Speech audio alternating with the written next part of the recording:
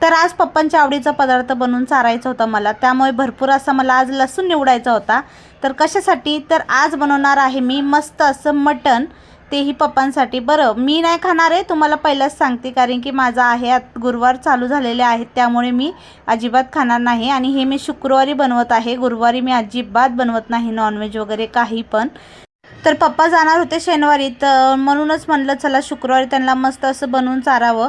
आणि एकदम झटपट बनवलेलं आहे, मी काहीच कामझाम केलेलं नाही आहे, शिजवून काढा की हे करा ते करा, काहीच नाही। एकाच कुकरमध्ये पटकन असे 8-9 शिट्ट्यामध्येच मस्त आपलं रेडी होऊन जातं मटणाची भाजी, ती पण मस्त अशी झणझणीत आणि मस्त टेस्टी पण।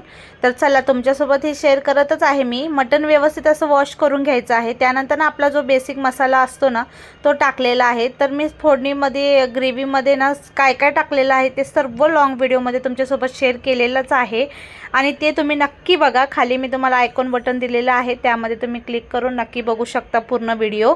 आणि घरात सर्वांना खूप आवडलं मटण हा, तर तुम्ही सुद्धा एकदा नक्की ट्राय करा। तर बघू शकता मी मसाल्यामध्ये सुद्धा व्यवस्थित असं फ्राय केलेलं आहे, आणि जे मिक्सरचं भांडं असतं ना त्याला व्यवस्थित खांगाळून ना मी गरम पाणी करायला ठेवलेलं आहे त्याच्यामध्येच, आणि तेच पाणी नंतर आता मी मटणामध्ये वतणार आहे, कारण की थोडं पण काही वेस्ट जायला नाही पाहिजे। आणि ही पहिल्यापासूनच सवय आहे मला, जरा पण काही वेस्ट करायचं नाही आहे, जे आहे तेवढ्यामध्येच मस्त असं करून घ्यायचं, जरा पण आपल्याला वाया घालवायचं नाही। तर आता 7-8 शिट्ट्या झालेल्या आहेत, आणि त्यानंतर ना बघू शकता आपलं मटण मस्त असं झालेलं आहे, कमी तेलामध्ये। जास्त पण तेल चांगलं नसतं बघा।